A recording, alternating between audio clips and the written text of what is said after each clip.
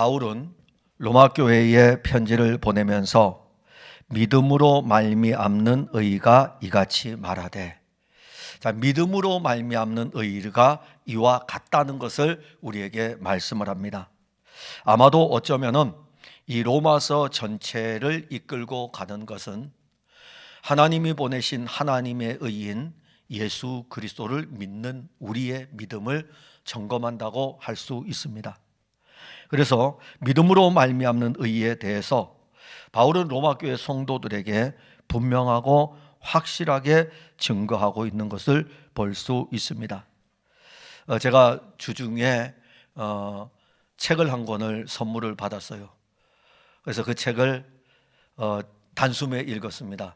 단숨에 읽은 이유는 제가 학생들에게 가르치는 것이 지금 중세교회사를 가르쳤고 종교개혁을 가르쳐야 되는데, 종교개혁을 어떻게 함축적으로 1시간 반 안에 이렇게 쉽게 가르쳐 줄 수 있을까 고민하고 있었습니다. 그런데 그 책을 딱 잡고 읽어 내려가는 순간에 굉장히 제가 책을 어떤 측면에서 보다는 이 종교개혁이라고 하는 것을 어떻게 하면은 이야기하기 쉬운 식으로 알려줄 수 있을까라는 고민이 있었는데, 그 고민을 어떤 면에서는 해결해 줄 수 있는 이야기식에 그리면서 또 한 면에서 그 이야기식으로 흘러가는 그 종교개혁자들의 그 글 가운데서 하나님의 의인 예수 그리스도를 이 개혁자들이 계속해서 끌고 가고 있더라고요. 물론 그 글을 쓴 분이 그렇게 이제 끌고 가는 것이죠.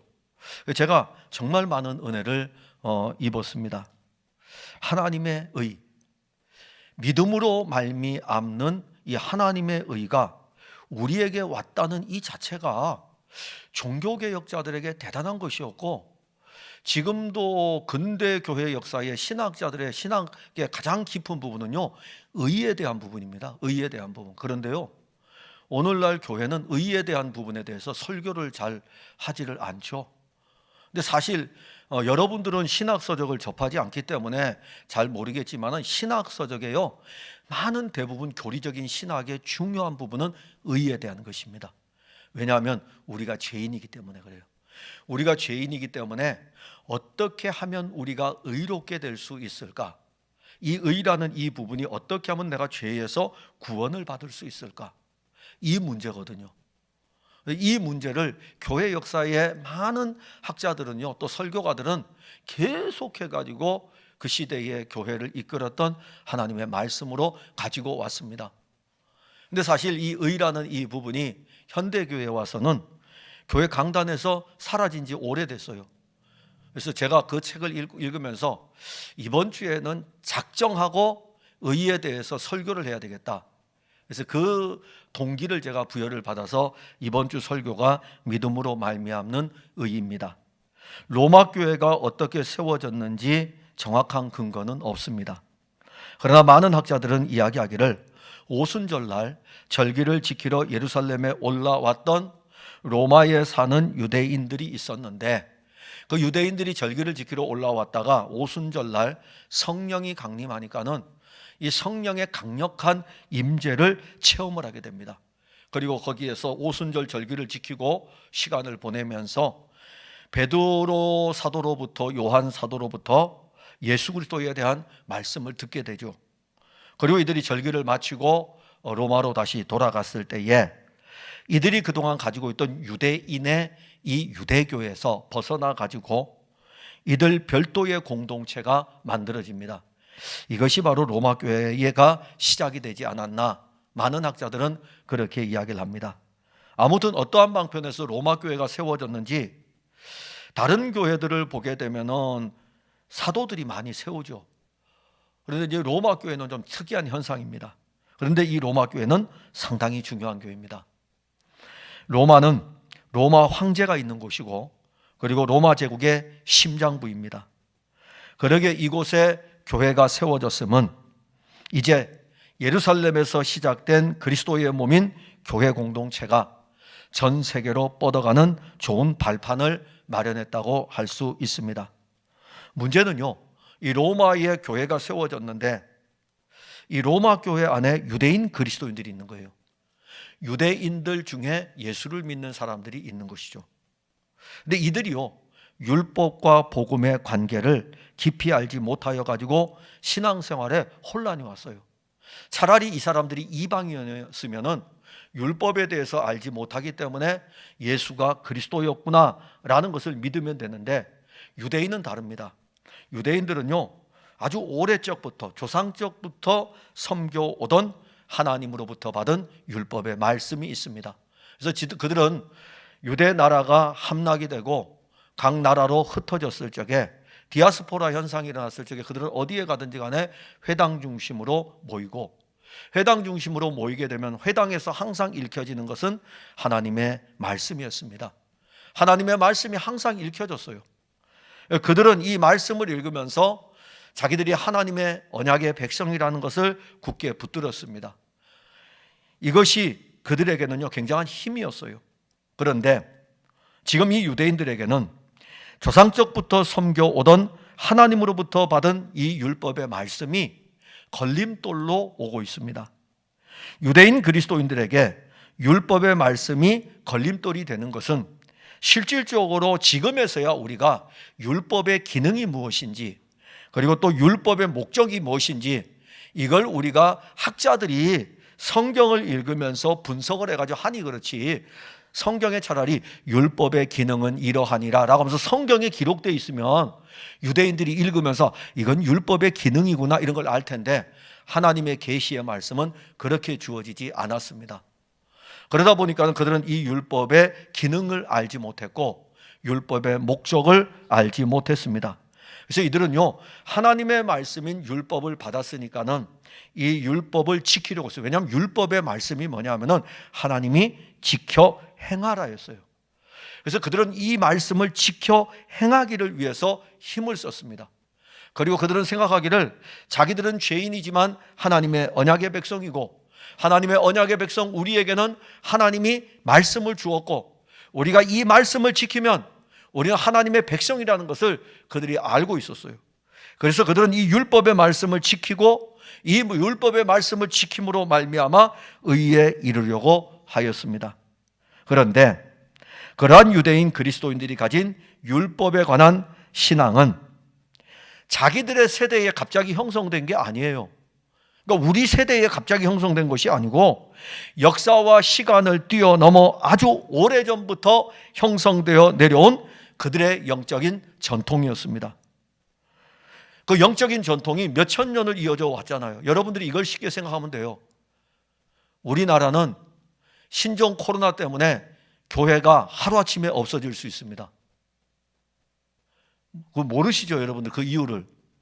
중국의 당나라 때에 경교가 들어왔습니다. 네스토리오스파라고 해서 한때 이단으로 몰렸던 예수 그리스도에 대한 이 부분이 마리아가 그리스도의 어머니냐 하나님의 어머니냐, 이 논쟁이 431년 에베소 공의회에서 종결이 되는데, 그때 네스토리오스파가 이단으로 몰려가지고 중앙아시아, 그 후계자들이 네스토리오스를 추정하는 사람들이 네스토리오스가 죽고 난 다음에 중앙아시아를 거쳐가지고 431년에 정죄를 받고 600년대경에는 당나라, 중국 당나라까지 오게 됩니다. 그리고 당나라에 와가지고 이 네스토리오스교가요 굉장히 번성을 합니다. 근데 번성을 했었는데 하루아침에 네스토리오스교가 당나라에서 사라지게 됩니다. 그건 역사예요. 여러분, 우리나라 기독교 역사가 얼마나 될까요? 130년? 140년? 우리나라 기독교 역사가 짧아요. 그래서 신종 코로나 사태는 역사적으로 우리에게 접근하면 우리나라에도 기독교 금방 없어질 수 있습니다. 유럽은 안 없어져요. 미국도 안 없어집니다. 왜 그렇습니까? 그들은 기독교 역사가 깊어요. 오랫동안 전통으로 내려왔던 프랑크 왕국이 기독교를 처음 받을 때가 496년이에요. 브리튼 쪽은 그 이전, 영국은 그 이전에 받았습니다. 1000년이 넘어요. 1500년이 넘어요. 1500년 동안에 그들은 기독교 문화가 형성되어 있고 그들 자체에는 정치, 경제, 사회 모든 부분에 기독교 문화가 형성되어 있습니다. 쉽게 안 무너집니다. 우리는 쉽게 무너질 수 있어요. 왜냐하면 우리의 전통은 유교와 불교 문화이기 때문에. 유대인들이 왜 안 무너지냐면은 오래전부터 내려오던 조상적부터 섬겨오던 하나님이기 때문에 그들은 지금 로마 시대가 되어도 신앙이 흔들림이 없어요. 무너지지를 않습니다. 그리고 또 하나는 그들이 조상적부터 섬겨오던 하나님의 말씀을 받아가지고 조상적부터 자기들의 조상들이 하나님의 말씀을 지키려고 그 율법의 말씀을 지키려고 했기 때문에 그것이 의인 줄 알고 1500년 동안 그들 속에 내려왔던 영적 전통입니다. 이게 하루아침에 로마에 있는 교회, 로마 교회 성도들 가운데 유대인들에게 자리 잡혀 있는데 이게 하루아침에 없어지겠습니까? 안 없어집니다. 여러분들 안에 샤머니즘이 있죠. 샤머니즘 가지고 저도 있어요. 샤머니즘 저도 가지고 있어요. 저도 모르는 사이에 샤머니즘 문화가 형성되어 있고요. 저도 모르는 사이에 유교 문화가 형성되어져 있고요. 저도 모르는 사이에 불교 문화가 형성되어 있어요. 와, 막 복잡하고 막 그러면 우리 그냥 마치 아수라장 같아 막 그러잖아요. 그 아수라가 불교에서 쓰는 용어예요. 우리에게는 이미 그런 것들이 형성이 되어져 있어요. 근데 유대인들은요, 오래적부터 내려오는 것이 형성되어 있는데 그들이 이제 예수를 그리스도로 믿었습니다. 그래서 로마 교회 구성원 중에 유대인 그리스도인들이 가진 문제는 사실 어떤 면에서 보면 로마 교회의 문제만이 아니라 초기 기독교 공동체 모두의 문제였습니다.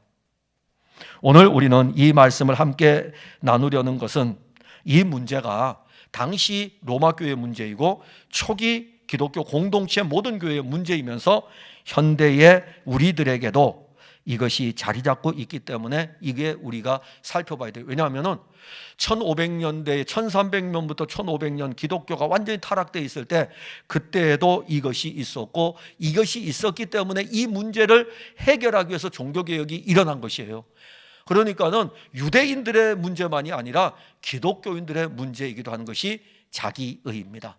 내가 하나님의 말씀을 지킴으로 말미암아 의롭게 될 수 있다는 것이 오늘날 교인들에게도 있고 유대인들에게도 물론 당연히 있죠. 그래서 오늘 우리는 이러한 문제를 영적으로 접근해 가지고 믿음으로 말미암는 의에 대해서 함께 은혜를 나누고자 합니다. 먼저는 하나님의 말씀인 율법을 지킴으로는 결코 의에 이를 수 없습니다.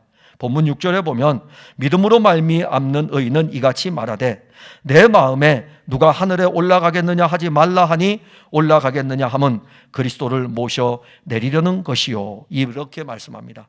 근데 6절 말씀 전에 앞에 보게 되면 6절 말씀에는 믿음으로 말미암는 의가 나오는데 그 앞에 보면 바로 5절 말씀은 다르게 나옵니다. 5절 말씀과 대조를 이루기 위해서 바울은 5절 말씀을 하고 난 다음에 6절의 말씀에서 아주 강력하게 믿음으로 말미암는 의를 이야기합니다. 5절의 말씀은 어떤 말씀이냐면 모세가 기록하되 율법으로 말미암는 의를 행하는 사람은 그 의로 살리라 하였거니와.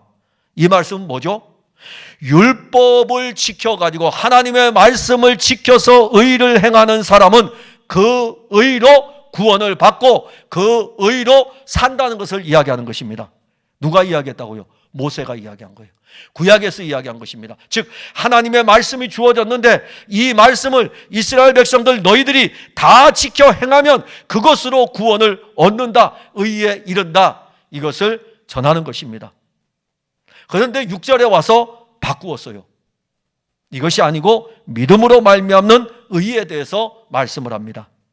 그래서 우리가 오늘 보려고 하는 말씀은 기독교 구원론에 여러분들의 구원과 관계된 아주 가장 중요한 핵심을 오늘 설교를 듣는다고 하면 될 것입니다. 지금은요, 교회들에게 많이 증거되지 않지만 바울을 비롯한 종교개혁자들은요 늘 이걸 전했어요. 죄인인 인간이 어떻게 하면 의에 이를 수 있을까? 이 명제는요 아주 중요한 우리 신앙의 사실 명제입니다. 과연 사람이 하나님의 말씀을 지킴으로 하나님이 원하는 의에 이를 수 있을까? 여러분들은 어떻게 생각을 합니까? 저는 안 돼요. 저는 안 돼요. 제가 은혜로 살려고 사실 노력도 많이 하지만 그 노력조차도 어떤 면에서는 제 안에서 있는데, 근데 요즘은 성경을 읽으면서요 내가 이 성경을 읽어가는 것이 아니라 성경이 저를 읽어가는 그 어떤 느낌을 받고 있어요. 그래서 새벽에 와서 4시 45분에 여기에 앉으면은 5시 25분까지 한 40분 되거든요. 40분 동안 앉아서 성경을 쭉 읽어요. 근데 여러분 40분 동안, 지난주에는 40분 동안 이렇게 성경을 하루에 읽는데 하루에 4장밖에 못 나가는 거예요. 이거 빨리 읽기다는데 교회 달력을 따라 빨리 읽어야 연말에 상을 받는데, 그래서 상 받기 위해서라도 빨리 읽어야 되는데 4장밖에 안 나가는 거예요. 근데 왜 안 나가는지 제가 말씀을 읽고 이제 다 끝나고 난 다음에 집에 와서 성경 왜 그렇게 빨리 못 읽었지 보니까는요, 오늘 설교 제목에도 나오지만 믿음으로 말미암는 의, 믿음으로 말미암는 의가 이같이 말하되라고 했을 때 거기 딱 꽂히면은요 넘어가질 않는 거예요. 내가 받은 이 의가 믿음으로 말미암는 의구나. 거기 꽂혀버린 거예요. 거기 꽂혀가지고 또 읽고 또 읽고 또 읽고 있는 거예요. 사실 우리가 신앙생활 하다 보면은 하나님의 말씀을 내가 지키면, 전에는 제가 원래 처음 읽으려고 왜 읽었냐면은 상 받기 위해서 읽기 시작했어요. 담임 목사가 돼가지고 연말에 시생할 때 담임 목사는 읽었어야지 상을 받을 거 아니에요. 그래서 성경을 읽었는데 지금에 와서는 제가 읽어서 상 받으려고 하는 게 아니라 말씀이 저를 이끌어가는 거예요. 그러면서 읽으면서 과연 이 말씀을 내가 다 지킬 수 있을까? 지킬 수 없는 거죠. 내가 과연 이 말씀을 다 지켜가지고 하나님이 거기에다가 말씀을 다 지켜서 하나님이 원하는 의에 이를 수 있을까? 여러분들도 그게 그건 아니다라고 생각을 하실 것입니다. 그래야 여러분들이 은혜 가운데로 들어갈 수 있습니다. 바울은 5절에서는 율법으로 말미암는 의에 대해서 말씀했어요. 너희들 다 지키면, 율법의 말씀을 다 지키면 의에 이른다 이렇게 말씀했어요.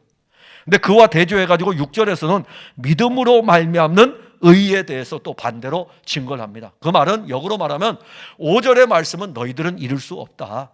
그래서 6절의 말씀이 우리에게 필요한 것이다. 이 말씀을 하는 거죠. 6절에 보면은 내 마음에 이르기를 누가 하늘에 올라가겠느냐 하지 말라 하니 올라가겠느냐 함은 그리스도를 모셔 내리려는 것이라. 이 말씀에 대한 이해를 하기 위해서는 신명기 30장 12절에 가면 하늘에 있는 것이 아니니 내가 이르기를 누가 우리를 위하여 하늘에 올라가 그의 명령을 우리에게로 가지고 와서 우리에게 들려 행하게 하랴 할 것이요. 이 말씀만 알았다면 누가 우리에게로 와서 우리를 위하여 하늘에 올라가서 그 명령을 우리에게 가져올까? 우리가 올라갈 필요 없어요. 그죠? 이 말씀을 보면 우리는 올라가지 못하는데 하나님이 보내시겠구나. 구약의 이 모세의 율법의 말씀을 받는 이스라엘 백성들이 거기에서 하나님의 은혜를 입었다면 저들이 자기가 지키려고 노력하지 아니하고 우리는 하늘에 올라갈 수 없지만 하나님이 우리를 하늘에 데려가기 위해 가지고 그 방법을 우리에게 주시겠구나. 그걸 우리가 알아야 되는데 이스라엘 백성들 그걸 알지 못했어요. 사실 이 말씀은요, 하나님이 말씀하신 그 율법의 말씀을 사람이 결코 지킬 수 없음을 말하는 것입니다. 그러나 율법주의자들은 영적으로 교만하여 가지고 자기들이 하나님의 말씀을 다 지킬 수 있다고 생각을 하였습니다. 이것은 하나님의 말씀을 사람의 힘으로 충분히 지킬 수 있다고 하는 이 유대인들의 영적인 교만인 것입니다. 바울은 로마 교회 안에서도 이 유대인의 사고를 버리지 못한, 유대교의 사고를 버리지 못하는 그리스도인들을 향하여, 그러니까 로마 교회 안에는 유대인 그리스도인들이 유대교 사고를 버리지 못하고 있었어요. 그래서 그들을 향하여 가지고 너희들이 가진 사고는 그리스도를 모셔 내리는 것이라. 무슨 의미냐면 이미 그리스도가 오셔가지고 육신을 입고 부활 승천하여 가지고 구속의 사역을 완성하였는데 너희들은 지금도 하나님의 말씀을 너희들이 지키려고 너희들이 올라가려고 하기 때문에 너희들이 그렇게 올라가려고 하는 것은 이미 구속 사역을 완성한 그리스도를 끌어내리는 것이 아니냐 이렇게 말씀하는 것입니다. 그게 우리가 이 말씀을 받을 때에 혹시 내가 그러는 것이 아닌가, 예수 그리스도께서 모든 이 의를 우리에게 주기 위해 가지고 육신을 입으시고 33년을 사시고 십자가에 죽으시고 부활하시고 승천하신 이 일은 우리에게 자기의 의를 주기 위해서 온 것이었는데, 우리는 이렇게 승리하여 가지고 완성하신 이 그리스도를 다시 모셔내리려고 하는 것이 아니겠느냐라고 바울이 지적할 때는 무엇을 지적하냐면, 하나님의 말씀인 율법을 유대교의 사고를 따라 가지고 너가 지켜서 의에 이르려 하는 것이 아니냐라고 하면서 로마 교회 성도들에게 편지를 보내는 것입니다. 사실 이거는 교회 생활하는데 아주 중요한 것입니다. 그런데 중요한데 문제는 유대인 그리스도인들 때문에 하나님의 의인 예수 그리스도를 믿음으로 받는 이 의가 심각한 도전을 받은 것입니다. 이거는 로마 교회에 편지를 쓸 때만이 아니고 교회 역사에 계속 따라오는 문제입니다. 그리고 중세시대, 근대, 현대까지 이럴 때까지 믿음으로 말미암는 의는 끊임없이 도전을 받습니다. 지금도 학자들은 끊임없이 믿음으로 말미암는 의에 대해서 도전을 합니다. 그래서 신앙생활 하다 보면은 그렇게 모일 수밖에 없어요. 믿음으로 말미암는 의에 대해서 기뻐하고 즐거운 사람 모이는 것이고, 내가 내 의를 지키기 위해서 열심을 내는 사람은 그렇게 모이는 것입니다. 현대는 좀 달라요. 유대인들, 유대 종교는 그리스도 밖에서 하는 사람이 있고 그리스도 안에서 하는 사람이 있어요. 근데 현대는 그리스도 안에서 이루어지는 일들입니다. 그리스도가 다 이루셨어요. 그래서 어찌 우리가 그리스도가 하늘에 올라가셔서 완성하신 구원의 일을, 그분을 끌어내리고 우리 힘으로 그 자리에 올라가려고 합니까? 그러려면 차라리 그리스도가 안 오셔도 되죠. 오실 필요가 없죠. 왜 그분이 하늘 영광 보좌를 버리고 이 땅에 오십니까? 우리가 그분을 끌어내려가지고 내가 그 자리에 올라가려면 안 오시고 그냥 가면 되는 건데, 내가 그냥 노력해가지고 내가 열심을 내가지고 하나님의 말씀을 내가 다 지켜가지고 내가 가면 될 텐데, 유대인이 아무리 하나님의 말씀을 잘 지킬지라도 그는 하늘에 올라갈 수 없는 죄인입니다. 여러분, 우리가 하나님의 말씀을 아무리 잘 지킬지라도 우리는 하늘나라로 우리 힘으로 올라갈 수 없습니다. 근데 저는 여러분들에게 말씀드리고 싶은 것은 지금 구원에 대한 부분입니다. 그리고 성화에 대한 부분은 나중에 혹시 설교할 때 되면 또 하겠지만은, 우리는 이 성화에 대한 부분까지 구원에까지 연결해 와가지고 어떤 사람들은 우리 그리스도인들에게 완전을 요구합니다. 어느 누가 이 세상에서 완전할 수 있겠습니까? 어느 누가? 그래서 우리에게 필요한 것이 그리스도예요. 구원받을 때에도, 의에 이를 때에도 그리스도가 필요하고, 성화에도 왜 필요하냐면은 내 연약을 붙들어 주시고 다시 세워 주실 분이 그리스도이기 때문에, 그래서 그분이 필요한 거예요. 한두 번 넘어집니까? 저도 목회하면서 무진장 많이 넘어졌습니다. 얼마나 열심히 개보려고 했는데요. 나름대로 교회 개척해가지고 막 뛰어다니면서 열심을 내보기도 했고요. 그래서 교인들 오면 막 기뻐했다가, 교인들 전도했는데 교인들 올 것 같았는데 안 오면 혼자서 낙심하면서 내가 뭐 잘못했나? 그때 내게 누가 필요하겠습니까? 예수 그리스도 아니겠습니까? 그게 무엇입니까?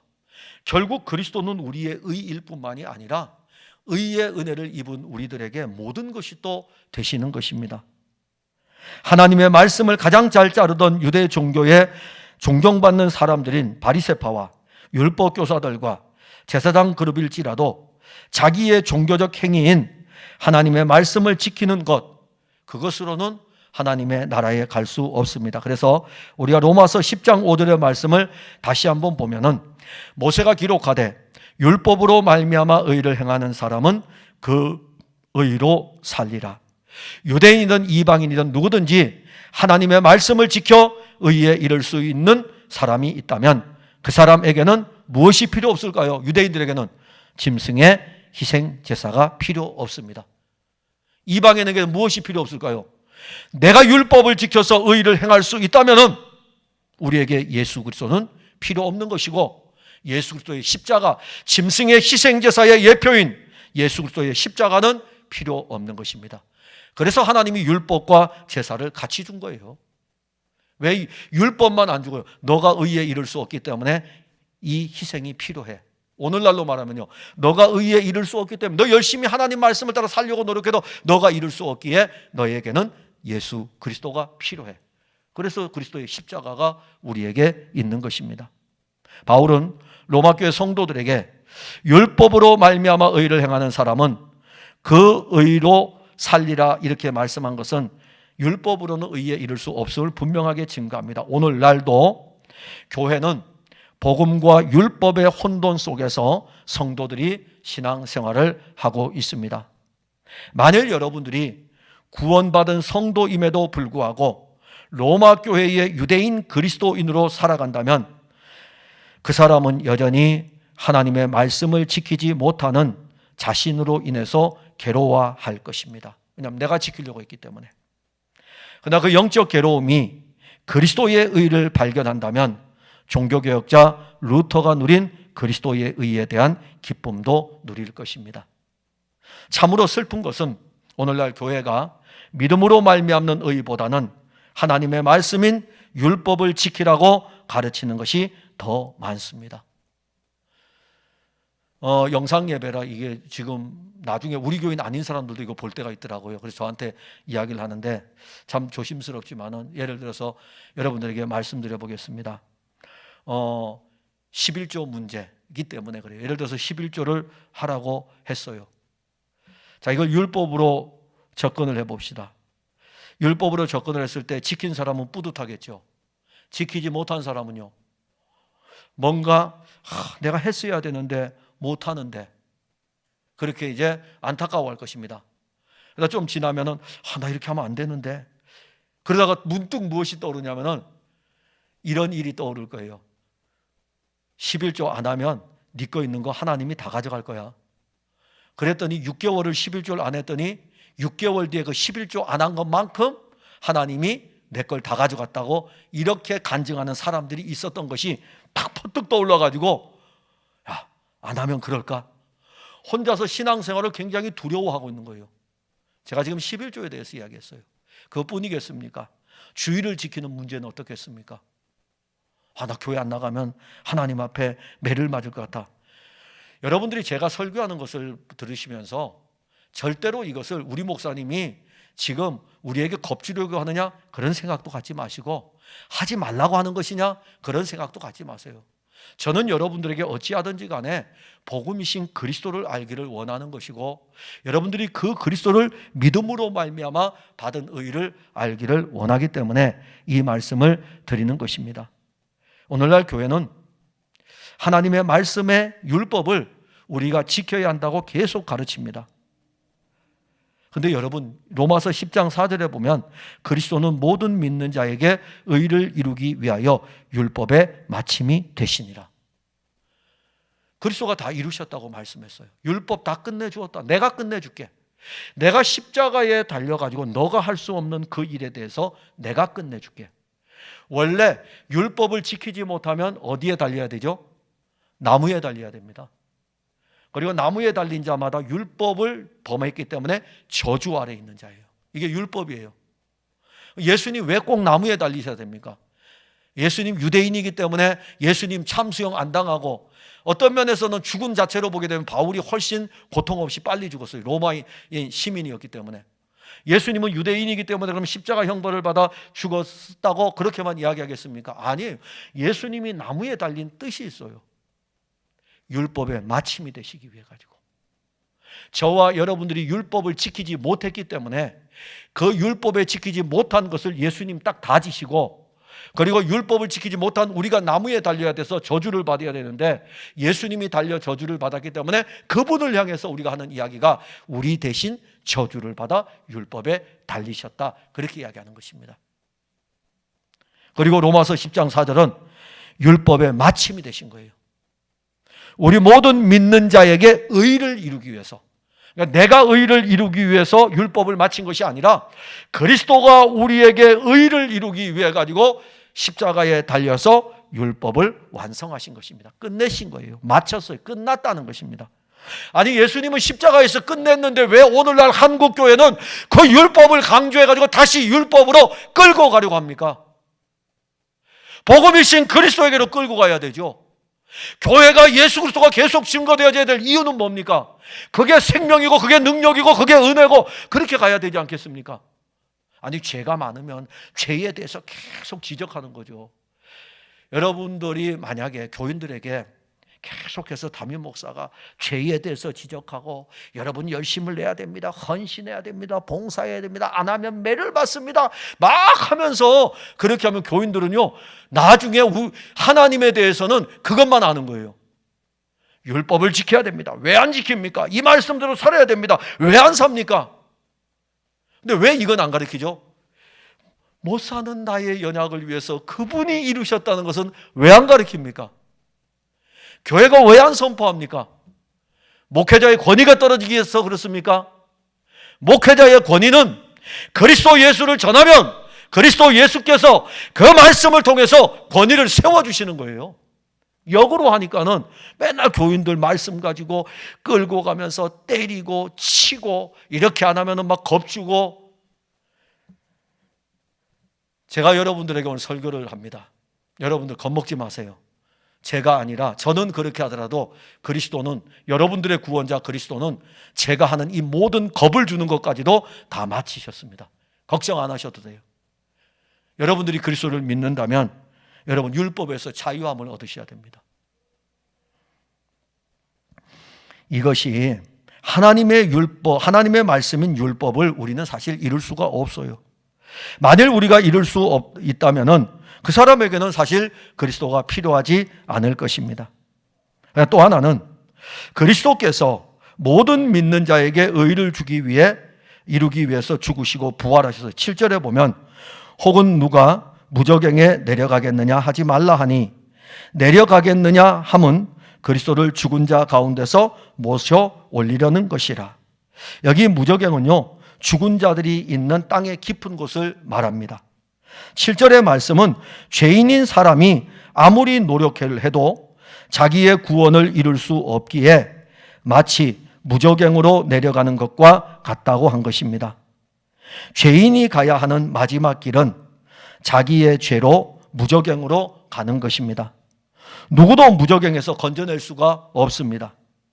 유대인은 하나님의 말씀을 받았습니다.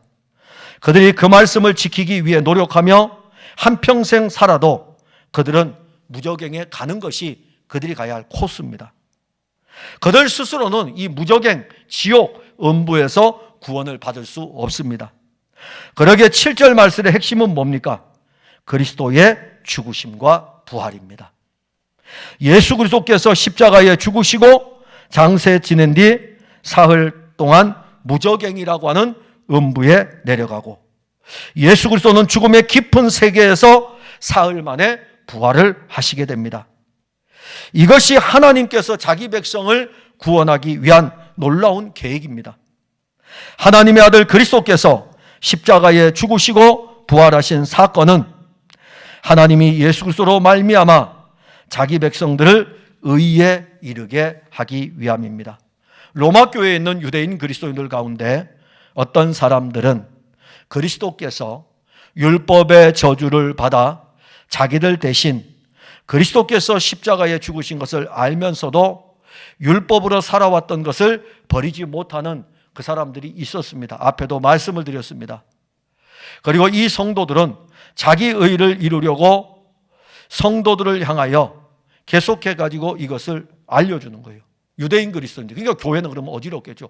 복음이 들어왔는데 유대인 그리스도인들이 율법을 가지고 또 이야기를 하니까 한 공동체 안에서 복음인 그리스도를 받았는데 율법으로 또 이루어야 되니까는 이 문제가 참 혼란스러웠을 것입니다.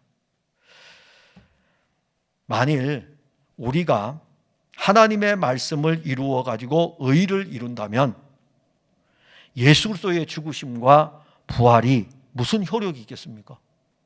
아니 예수 그리스도가 십자가에 죽으시고 부활하신 것이 내가 하나님의 말씀을 지켜서 의를 이룰 수 있다면 십자가의 죽으심과 부활이 무슨 효력이 있겠습니까? 하나님의 의가 무엇입니까? 아니, 다시 역으로 물어봅시다. 하나님의 의가 여러분들에게 있습니까? 아니, 또 더 원초적으로 여러분들은 신앙생활 하면서 이 문제에 대해서 고민해 본 적이 있습니까? 루터처럼 천둥과 번개가 내리칠 때 자기 죄로 인하여 가지고 죽음 앞에서 막 떨면서 하나님의 진노가 너무너무 무섭게 생생하게 오고 있기 때문에 천둥과 번개가 칠 때에 막 벌벌벌 떨었습니다. 여러분들은 여러분들의 죄로 인하여서 하나님의 영원한 진노의 심판을 받게 될 것을 알고 있습니까?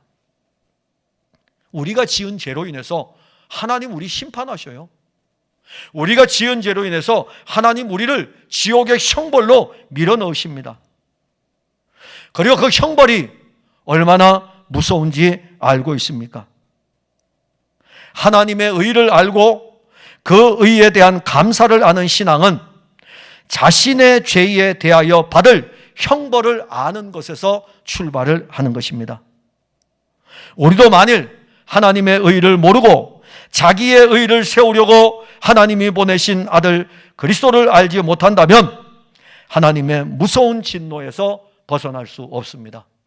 만일 여러분들이 율법을 따라 신앙생활을 한다면 여러분들은 하나님의 진노를 벗어날 수 없습니다. 하나님의 아들 그리스도께서 성육신 하시고 십자가에 죽으시고 사흘 만에 부활하신 것은 누구를 위함입니까? 예수 그리스도의 죽으심은 우리의 죄를 위함이며 그의 살으심은 우리의 의를 위함이 아닙니까? 이게 복음의 가장 핵심적인 포인트입니다. 우리 이것도 믿고 있는 것이고요. 그러면 우리는 어떻게 해서 의롭게 됩니까? 우리는 스스로 의롭게 될 수가 없고, 그래서 우리에게 오늘 이 말씀의 결론은 믿음으로 말미암아 의롭게 된다, 이렇게 말씀합니다. 6절에 보면 믿음으로 말미암는 의, 이 믿음은 하나님께서 그의 아들을 통해서 이루신 구원을 믿는 것을 말합니다. 믿음은 하나님이 보내신 자 그 아들을 믿는 것을 말합니다. 믿음은 하나님이 보내신 자 그 아들을 내 안에 받아들이는 것, 영접하는 것을 가리킵니다. 하나님의 아들 그리스도를 받아들인 것, 하나님의 아들 그리스도를 받아들인다는 것은 그분의 성육신을 받아들이는 것이고, 그분의 33년의 삶을 받아들이는 것이고, 그분의 십자가의 죽으심을 받아들이는 것이고, 그분의 부활을 받아들이는 것이고, 그분의 승천을 받아들이는 것이고, 그분의 다시 오심을 받아들이는 것입니다. 그것이 다 누구를 위해서? 나를 위한 일이었다라는 것을 받아들이는 것이 영접입니다. 영접. 육적 아브라함의 후손들은 하나님의 말씀을 맡은 자의 영적 자부심을 가지고 있었습니다. 그래서 그들은 이 영적 자부심을 가지고 하나님의 말씀을 자기들이 지키려고 했어요. 같은 공동체 안에, 로마 교회 공동체 안에 있어도 이방인 그리스도인들은 믿음으로 구원 얻은 것에 감사하고 있는데, 유대인 그리스도인들은요, 믿음으로 말미암아 구원 얻은 것도 있으면서 또 한편으로는 우리는 유대인이야, 우리는 하나님의 말씀을 받았어 라고 하는 이런 보이지 않는 영적 자부심이 그들 안에 있었습니다. 그래서 그들은요, 그 영적 자부심으로 인해 가지고 하나님을 지키기 위해서 몸부림쳤습니다.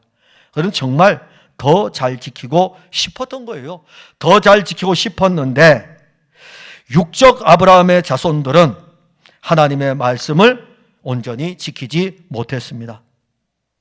그러다 보니까 유대인들은요, 하나님의 진노를 받을 자기들의 모습을 보면서 하나님을 아주 무서운 분으로 생각을 했습니다.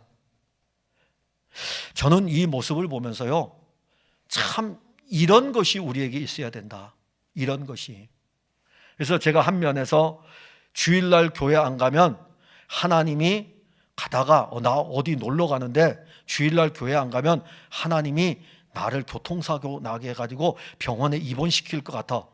그래서 목사님, 지난 주일날요 제가 빠졌는데 그것 때문에 얼마나 걱정했는지 몰라요. 차라리 그런 것을 가지고 있으면 좋을 것 같아요. 오늘날은 아주 무감각해져 버렸어요. 제가 가지고 있으라는 것은 그렇게 살라는 게 아닙니다. 하나님을 알면 알수록 하나님이 진노하는 것이 무서운 거예요. 두려운 거예요. 이게 유대인들입니다.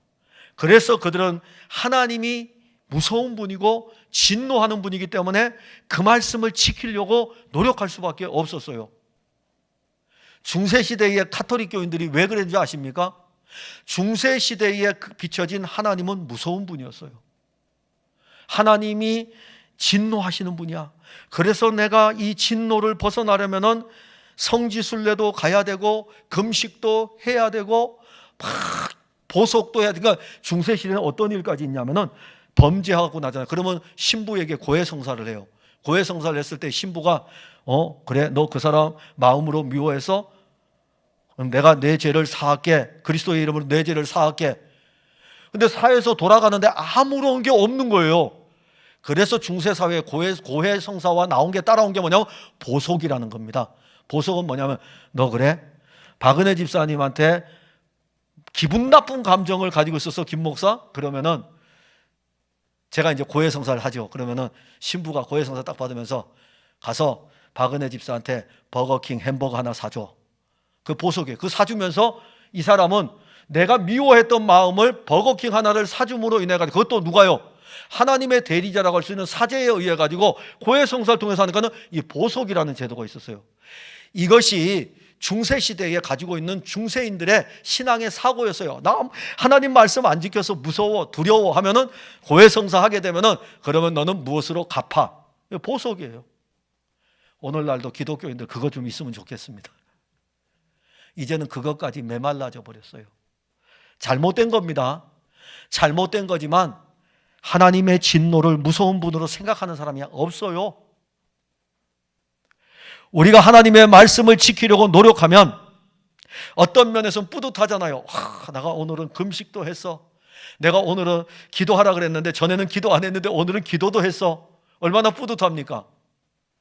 또 어떤 면에서는 내가 그 말씀 지키지 못했어. 그래서 자기 때문에 얼마나 괴로워합니까? 말씀대로 더 잘 살아보려고 몸부림도 칠 것입니다. 그리고 그 말씀을 가지고 삶에 적용도 해볼 것입니다. 항상 하나님의 말씀을 가까이 두려고도 할 것입니다. 그 말씀을 묵상하며 더 깊이 들어가려고도 할 것입니다. 이제 그렇게 살고 있는 우리에게 한번 물어봅시다. 하나님의 말씀을 지키려고 노력하면 노력할수록 더 힘들지 않습니까? 저 더 힘들더라고요. 차라리 모르면은요 안 힘들어요. 그냥 가면 되는데 지키려고 하면 할수록 더 힘들고 더 힘들어지니까 하나님은 내게 무서운 분으로 다가오게 되고 이 말씀 안 지키면 네 영적인 상태는 무지 상태로 빠지게 될 거야. 막 이러니까는 더 힘들어지는 거예요. 그 사람이 누구인지 압니까? 루터예요. 제가 뭐 여러분들 이야기했으면 여러분들 상처받죠. 그 사람이 루터였습니다. 그리고 그가 깨달은 진리가 뭐냐 하면 하나님께서 그의 아들 그리스도를 통해서 이루신 것을 믿는 믿음이었습니다. 내가 아니었구나. 내가 이렇게 수도원에서 열심히 살고 성경 읽고 독경 기도 생활하고 금식하고 남들보다 뛰어나고 루터는요 정말 대단해요. 심지어요 예를 들어 기도할 때에 어쩔 수 없이 마지못해서 기도하는 수도사들이 있었는데 루터는 그런 게 없었어요. 그냥 자기 의를 이루기 위해 가지고 저도 그러거든요. 예를 들어서 어쩔 수 없이 마지못해서 수요 예배 인도할 때 있습니다. 있어요.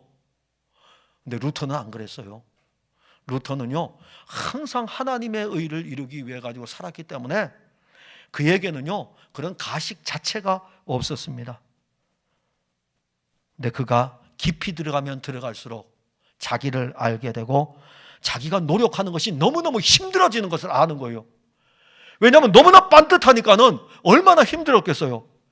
그리고 그가 영적으로 아웃됐을 적에 그에게 찾아온 것은 하나님의 의였습니다. 루터의 의가 아니라 하나님의 의가 찾아왔어요. 우리가 의롭게 되는 것은 예수 그리스도께서 우리를 위해서 이루신 구원을 믿는 것입니다. 이것이 우리의 의입니다.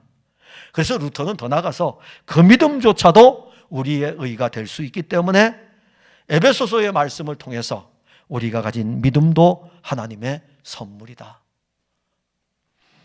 우리가 의롭게 되는 것은 우리에게 어떤 공로도 없습니다. 우리의 의는 믿음으로 말미암은 것이고 그 믿음까지도 하나님의 선물입니다. 바울은 로마에 있는 성도들에게 편지를 쓰면서 그 편지 서두의 이 부분을 먼저 설명을 했습니다. 로마서 1장 17절에 복음에는 하나님의 의가 나타나서 믿음으로 믿음에 이르게 하나니 기록된 바 오직 의인은 믿음으로 말미암아 살리라 함과 같으니라. 이 복음은 예수 그리스도. 예수 그리스도는 하나님의 의로 우리에게 나타났습니다. 이제 우리는 그를 믿음으로 말미암아 의롭게 되었고 우리의 삶은 그를 믿음으로 사는 삶으로 바뀌었습니다. 그러기에 우리가 믿음으로 살아가는, 믿음으로 말미암아 사는 삶조차도 하나님의 의의 열매입니다. 바울은 갈라디아 교회에 편지를 쓰면서 이 부분을 하나님의 의의 열매를 성령의 열매라고 하였습니다. 우리가 신앙생활을 열심히 해가지고 우리가 맺었다면 우리의 열매라고 할 텐데 바울은 갈라디아 교회 편지를 보내면서 그것은 우리의 열매가 아니라 성령의 열매, 이렇게 말씀합니다. 사랑하는 성도 여러분, 우리는 매일마다 계속되는 일상의 삶을 살아갑니다. 우리 가운데 자신의 죄로 인하여 깊은 고민에 빠진 사람이 오늘 설교를 들으면서 있으면 좋겠습니다. 그리고 그 죄에서 자유함을 얻기 위해 열심히 교회 생활을 해보면 좋겠습니다. 그리고 난 후에 내가 아무리 교회 생활을 열심히 하고 신앙생활을 열심히 하여도 죄의 문제를 해결할 수 없음을 알고 믿음으로 말미암는 의를 누렸으면 합니다. 우리에게 영적 깊은 사색이 사치입니까? 아닙니다. 영적 깊은 사색이 우리에게 꼭 필요합니다. 우리의 죄의 문제와 그리스도인으로서의 삶의 문제는 이제 우리가 교회를 다니기 때문에 전혀 걱정 없는 그런 문제입니까? 사실 우리는 이런 문제들을 늘 생각을 해야 돼요. 그리고 우리에게 영원한 세계가 있음을 또한 알아야 됩니다. 그리고 지금 여러분들에게 물어보시기 바랍니다. 의인입니까? 의인입니까? 그리고 한번 생각해 보시길 바랍니다. 믿음으로 말미암는 의가 종교가 아니고 생명이며 은혜인 것을 여러분들이 고백하시기를 바랍니다. 기도하겠습니다. 하나님, 은혜와 사랑을 감사합니다. 믿음으로 말미암는 의. 바울이 로마 교회에 편지를 쓰면서 1장부터 16장까지 끊임없이 이 말씀으로 이끌어갑니다. 우둔한 우리들은 알지 못하여서 복음과 율법을 혼동합니다. 하나님, 때로는 우리에게 우리가 하려고 하는 열망들이 강하게 일어나고 그리고 그것이 하나님의 말씀을 지키지 못함으로 인한 하나님의 분노하심 앞에서 우리 자신이 벌벌벌 떨어야 됩니다. 그리고 거기에서 그리스도로 말미암는 의를 우리가 만나야 되고 그리스도 예수를 믿는 믿음으로 말미암아 받은 이 하나님의 의를 우리가 발견해야 됩니다. 사랑하는 풍성한 교회 모든 성도들이 믿음으로 말미암는 의를 알게 하시고 믿음으로 말미암는 의가 오늘 이들 가운데 있음을 알게 하사 예수 그리스도의 의가 이들 가운데 있음을 알고 이 의가 생명이고 이 의가 은혜이며 이 의가 기쁨인 것을 알고 그 의의 인도하심을 따라 살아가도록 주가 도와주시옵소서. 예수님 이름으로 기도하옵나이다. 아멘.